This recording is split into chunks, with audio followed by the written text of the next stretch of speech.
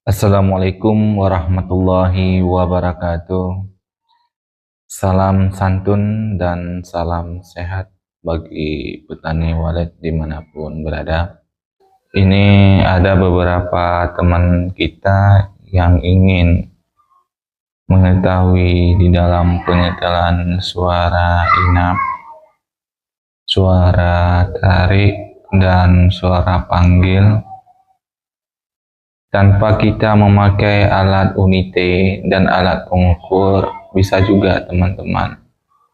Sebab itu tidak ada patokan ya. Yang penting sudah bisa menginapkan burung di dalam gedung kita, itu sudah mantap ya penyetelan volumenya. Tidak ada salah lagi teman-teman. Terus bagian tarik ilar, kalau bagian tarik ilar itu kalau sudah bisa menerobos burung walet masuk ke dalam ruangan inap, juga itu sudah pas ya teman-teman. Kalau misalnya ada burung yang tidak bisa menerobos di bagian ruangan inap, penyetelan volume di bagian lar itu bisa diperiksa kembali teman-teman. Jangan nanti teman-teman membuat terlalu kecil ataupun terlalu besar. Kalau misalnya teman-teman sudah membuat dB-nya misalnya 118 dB, diusahakan di bagian lar itu dinaikin aja teman-teman, mencapai 120 dB. Mencapai 120 dB itu masih aman ya teman-teman. Kalau memakai AX65 ataupun Twitter Visu itu 122 ya, 122 itu masih bisa teman-teman kita buat di suara panggil lar, dari masalah. Terus yang ini teman-teman, di bagian inapnya kalau sudah membuat 122 dB di bagian lar, diusahakan di bagian inap itu mencapai 118 dB, jangan kurang 118 dB. Jangan nanti di dalam penyetelan suara inap itu tidak terlalu nyaring. Yang nyaringnya di bagian lar, ketika itu masuk di ruang inap masih kedengaran suara panggil di bagian lar. Itu salah satu di mana burung tidak fokus di dalam ruangan inap. Nah, kalau misalnya nggak pakai unite, diusahakan kalau misalnya teman-teman masuk di bagian poid itu kedengaran jelas suara panggil lar dan tarik lar. Kalau suara inapnya masih kedengaran ya teman-teman, tapi tidak terlalu keras kedengaran di dalam poid. Lebih dominan suara panggil dan tarik yang dikeluarkan kalau misalnya kita berdiri di depan poid. Terus kalau misalnya kita berdiri di dalam ruang inap, nah kita masuk ke dalam ruang inap ini teman-teman. Kalau sudah masuk di dalam ruangan inap itu sekitar 2 meter, kita dengar suara di bagian lar itu kayak sayup-sayup teman-teman ya, tidak kedengaran terlalu keras ya. 2 meter dari lar masih dominan keras suara inap yang kita dengar, kedengaran suara panggil tetapi tidak terlalu ya teman-teman. Terus di bagian sekat pintu itu teman-teman juga membuat suara tarik di situ teman-teman, supaya anakan walet yang beradaptasi di dalam gedung kita mudah menemukan suara yang berbeda di bagian sekat pintu, sehingga anakan walet yang beradaptasi di gedung kita langsung menerobos di bagian paling dalam. Kalau misalnya sudah penyetelannya sudah pas, maka juga belum ada burung yang menginap, berarti bukan dalam arti penyalahan penyetelan dari teman-teman. Artinya yang harus diperiksa yang pertama sekali teman-teman itu dari segi kelembapan. Kelembapan di dalam gedung kita, kalau udara yang berlebih masuk di dalam ruangan inap, itu salah satu faktor kelembapannya berkurang, teman-teman. Nah, itu yang harus diperiksa, teman-teman. Nah, terus yang kedua, serip itu jangan sempat berdebu, teman-teman.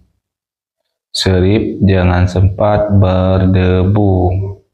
Diusahakan seripnya itu bersih. Kalau misalnya cepat berjamur, itu seripnya diusahakan dibuat media ditaruh di serip itu kayak bentuk aluminium, ya, kayak aluminium itu dikasih bolong-bolong supaya mempermudah walet untuk tinggal di sana. Terus bisa juga teman-teman memakai besek, ya, di serip itu. Kalau misalnya sangat susah untuk mengatasi jamur di dalam gedung. Begitu teman-teman.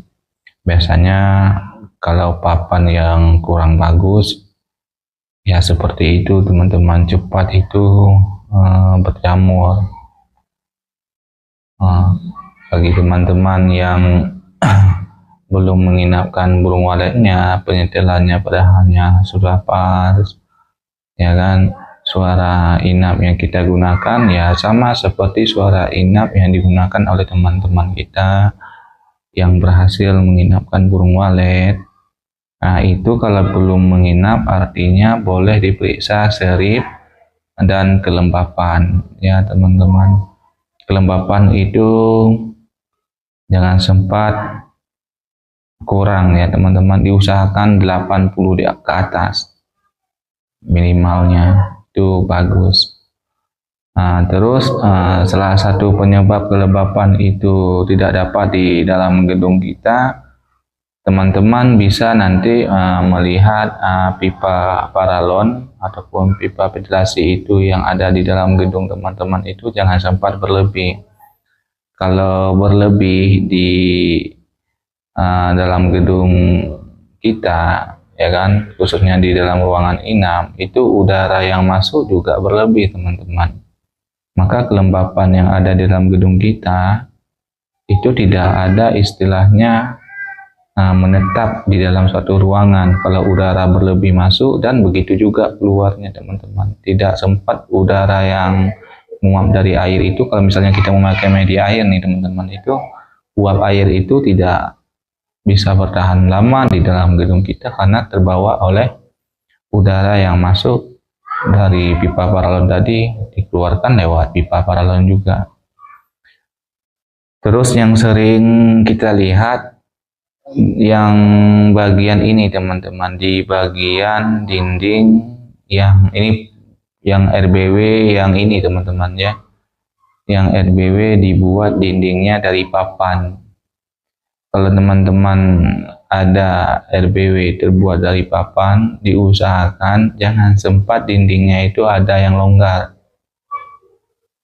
Sekecil pun longgar di bagian dinding, itu udara yang masuk dari luar itu teman-teman juga full, ya, masuk di dalam gedung kita. Itu udara yang masuk di celah dinding tadi, biasanya dinding yang pakai papan itu dia kayak longgar, ya. Itu hati-hati teman-teman, itu diusahakan ditutup saja, ya. bukan dalam arti kita biar gelap di dalam gedung kita. Salah satunya begitu untuk menghindarkan cahaya. Yang kedua yang penting sekali supaya jangan ada berlebih, ya, jangan istilahnya berlebih masuk udara di dalam gedung kita, teman-teman. Karena udara yang masuk di dalam gedung kita itu, teman-teman, bukan hanya di siang hari dan di sore hari, di malam hari juga masuk itu udara di dalam gedung kita. Nah, hati-hati. Burung walet itu mencari kenyamanan, teman-teman. Nah, kan banyak itu RBW yang tidak ada pipa ventilasi ataupun paralon, dan tidak ada sedikit pun celah yang di bagian dindingnya itu dikasih bolong, ya, ataupun dikasih pipa ventilasi ataupun biar angin termasuk. Itu juga ada sebagian gedung tidak memakai seperti itu, teman-teman, tetapi juga berhasil menginapkan burung walet dan juga banyak sarangnya, teman-teman, karena tidak terlalu banyak angin ya yang masuk di dalam ruangan inap. Dia hanya memfokuskan udara yang di bagian LMB saja. LMB itu juga udara masuk, teman-teman, karena di dalam RBW sekecil apapun lubangnya, sebesar jarum saja lubangnya, ya kan, kalau udara itu bisa masuk, teman-teman, ya, udara itu bisa masuk dan bisa juga keluar dari lubang yang paling kecil.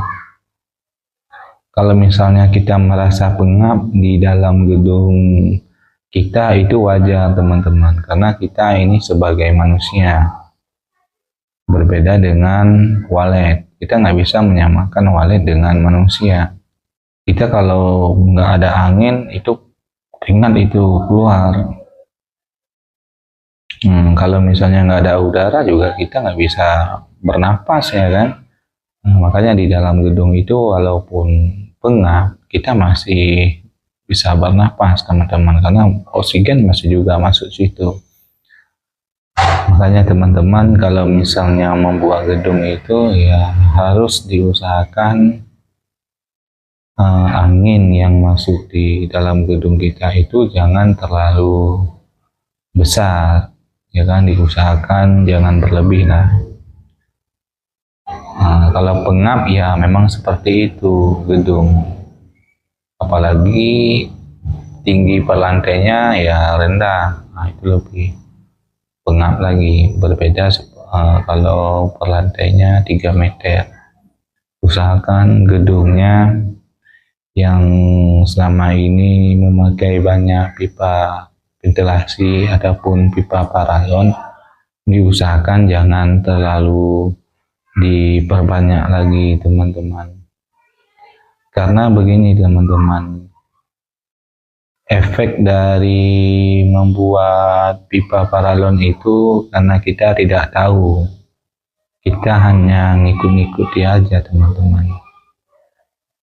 Kalau kita melihat gedung orang yang menggunakan pipa ventilasi ada 1 baris, 2 baris, itu bukan dibuka semua, teman-teman, tetapi ditutup sebagian. Nah, waktu kita melihat gedung orang itu memakai pipa paralon itu berlebih di gedungnya, maka ketika kita membuat gedung itu juga kita menyontek ya seperti itu, sehingga kita tidak tahu menau. Pokoknya bagaimana orang membuat gedung walet ya seperti itu yang kita buat. Memang nanti kalau teman-teman menutupi pipa paralon sebagian itu merasa pengap itu, teman-teman. Ya, itu sudah jelas merasa pengap bagi kita. Nah, terus coba teman-teman nanti cek itu bagian suhunya juga kayak naik itu, teman-teman. Kelembapan juga naik. Kalau suhunya tergantung dari ini, teman-teman, dari dindingnya itu. Kalau misalnya dindingnya tidak terlalu panas, ya kan, suhu masih aman, teman-teman. Tetapi kalau misalnya dindingnya panas, ya kan, di dalam ruangan inap itu suhunya juga tinggi, teman-teman. Karena kenapa? Karena suhu yang dari dinding itu, ya kan, itu akan dikeluarkan itu, teman-teman, di dalam ruangan inap kita. Kalau ada udara tadi yang masuk, maka suhu yang tinggi tadi dibawa oleh angin, maka tidak terasa panas di dalam gedung kita. Begitu juga kelembapan. Kelembapan tidak bertahan lama di dalam gedung kita kalau misalnya gedung kita itu menggunakan pipa paralon berlebih. Tidak ada bertahan. Dalam arti bertahan tidak bisa lama di situ. Gimana keluar uapnya, ya begitu juga dibawa oleh angin bersamaan dengan uap panas yang dikeluarkan dari dinding tersebut. Makanya kalau teman-teman ingin mendapatkan suhu yang lebih rendah, diusahakan dindingnya ya jangan terlalu panas ya. Itu ada itu sebagian RPW kalau kena sinar matahari, kalau kita pegang dindingnya itu merasa panas itu di saat sore hari, ya kan. Terus uap dari dinding itulah ya masuk ke dalam ruangan inap itu, uap dari dinding itu. Nah, kalau misalnya dindingnya aman, ya kan, biasanya kelembapan juga aman kalau misalnya kita tidak menggunakan pipa paralon berlebih.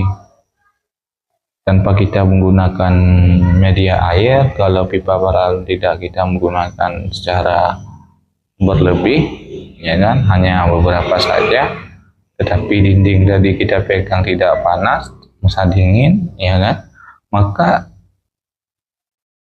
kelembapan juga naik sendirinya, teman-teman. Tetapi walaupun dingin tapi kalau dindingnya dingin, pipa ventilasinya berlebih, maka kelembapan juga dibawa oleh angin tersebut, teman-teman. Maka jangan nanti heran kenapa nggak jumpa itu kelembapan di dalam gedung kita. Nanti jangan heran juga kenapa sarang di dalam gedung kita itu lamban, ya, lamban dia membuat sarang. Bulan ini kita lihat polesan, bulan depan kita masuk misalnya, ya, ataupun 2 bulan kemudian kita masuk juga belum bertelur, masih dalam proses pembuatan. Ada berapa bulan nanti kemudian baru itu selesai dia membuat sarang dan bertelur. Nah, itu salah satunya kurang kelembapan, ya teman-teman, kurang kelembapan di dalam gedung. Terus ada juga, teman-teman, kalau menarik anakan walet itu gampang-gampang susah, ya. Kalau teman-teman ingin menarik anakan walet itu diusahakan dipermantap di bagian dalam gedung kita, ya teman-teman.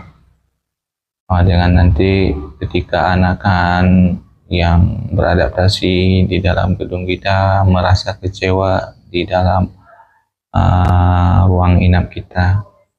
Jangan nanti heran kenapa anakan walet sangat susah ditarik, ya, untuk bertambah di dalam gedung kita. Bukan dalam arti bertambah tiap hari, teman-teman, ya. Nanti jangan sangka tiap hari harus bertambah anakan walet. Bukan begitu, teman-teman. Dia ada masa anakan di gedung yang sudah produktif itu, anakannya itu rata-rata kebanyakan musim terbang ini anakannya. Itulah anakannya itu salah satunya ya nanti bisa masuk ke dalam gedung kita. Kalau tidak ada kendala di dalam gedung kita, itu akan menginap di dalam gedung kita. Tidak banyak, hanya 1 ekor 2 ekor kan lumayan teman-teman, ya kan. Kita tidak mengharap banyak anakan walet yang masuk di dalam gedung kita, ya kan. Yang penting kita bersabar ya, kita berusaha semaksimal mungkin. Kalau ada yang bertambah ya alhamdulillah. Tapi yakinlah teman-teman, kalau di dalam gedung kita itu sudah mantap, ya kan.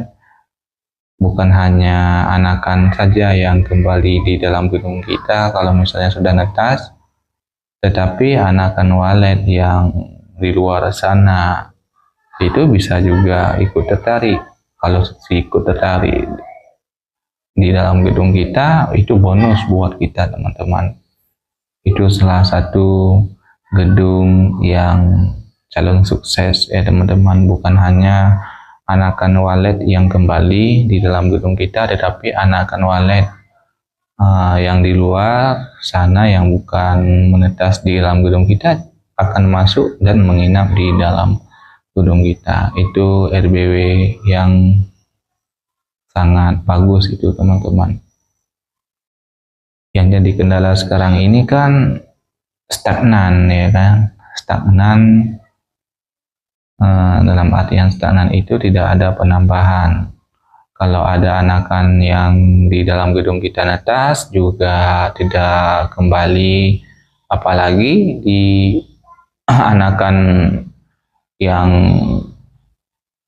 terbang-terbang di luar itu, yang anakan gedung orang, itu sangat sulit kita bawa masuk ke dalam gedung kita dan menginap. Anakan walet di dalam gedung kita saja bisa tidak kembali, apalagi kita menarik anakan yang bukan netas di dalam gedung kita. Nah begitu teman-teman, diusahakan ya dipermantap di bagian dalamnya. Terus kemarin itu ada juga teman-teman kita yang bertanya ukuran 5 meter 5 meter lebih sedikit, apakah bisa dibagi 2 ruangan? Bukan tidak bisa teman-teman, tapi lebih baiknya kita melihat dulu ketinggian lantainya. Kalau melebihi dari 2,5 meter itu kalau menurut saya 5 meter 5 meter lebih sedikit ya boleh saja. Tapi kalau 6 meter tadi, walaupun 2,5 meter ya kan, nah itu bisa kita buat 2 ruangan, nggak jadi masalah. Kalau bisa ya harus lebih dari 2,5 meter itu. 2 meter tingginya bisa kita buat 2 ruangan. Tapi lebih bagusnya jangan semua lantai kita bagikan 2 ruangan. Dicari di tempat cahaya yang berlebih saja. Kalau di bawah ya jangan dibagi 2 ruangan. Nah, dipakai aja sekat pintu yang bagi 6 meter ataupun 5,5 meter. Siapa tahu 5,5 meter tadi ada buat 2 pembagian 2 ruangan. Yang paling bawahnya diusahakan jangan buat bagi 2 ruangan, hanya di daerah yang ada cahayanya, karena cahaya yang masuk di dalam gedung kita itu salah satu suhu juga meningkat ya teman-teman, sudah pasti. Terus udara yang masuk di dalam gedung kita juga begitu teman-teman. Makanya kalau penyekatan itu untuk menghalau cahaya, terus menghalau udara berlebih secara kontak langsung di dalam gedung kita, itu ikut juga teman-teman. Ya, bukan hanya dari segi cahaya saja, tapi udara yang masuk di bagian masuk lewat LMB itu juga menutupi sebagian di dalam ruangan inap. Makanya di ruang POWID itu pembatasan dengan inap itu kan dikasihnya sekat full ya, dikasih laras itu. Jangan ada istilahnya cahaya yang masuk di dalam ruangan inap. Terus fungsinya juga ya jangan ada istilahnya tekanan udara yang masuk di bagian menembus LMP itu. Juga ini teman-teman ya, jangan terlalu memaksa sekali masuk di dalam ruangan inap.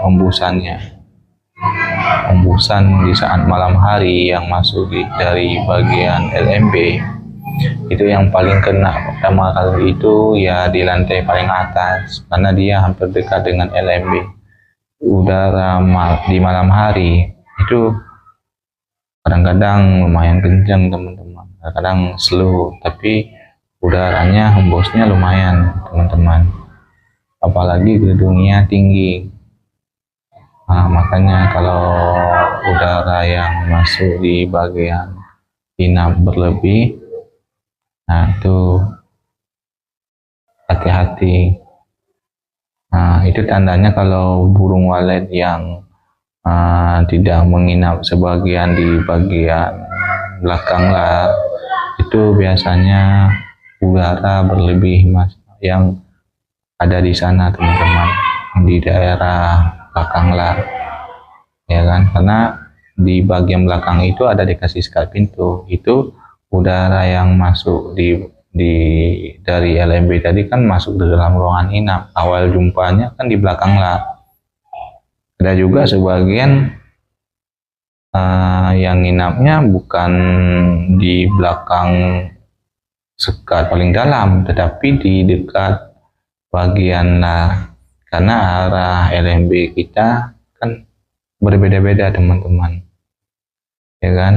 Kalau kami di sini arah utara, terus anginnya saat malam hari ya kan itu dari arah utara. Dia kalau malam itu dari arah sana, arah utara biasanya itu angin. Kalau udara malam itu jangan anggap remeh teman-teman, itu termasuk kencang juga itu anginnya. Itu teman-teman, semoga video ini bisa bermanfaat ya teman-teman.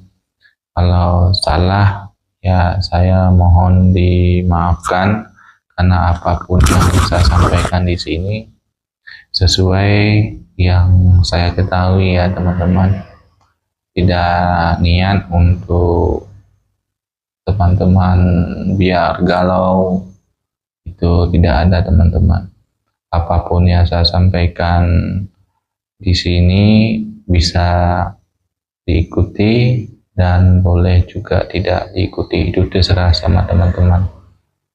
Ini yang saya bilang tadi itu khusus yang sudah menerobos di LMB tetapi tidak menginap, dan juga tidak ada penambahan.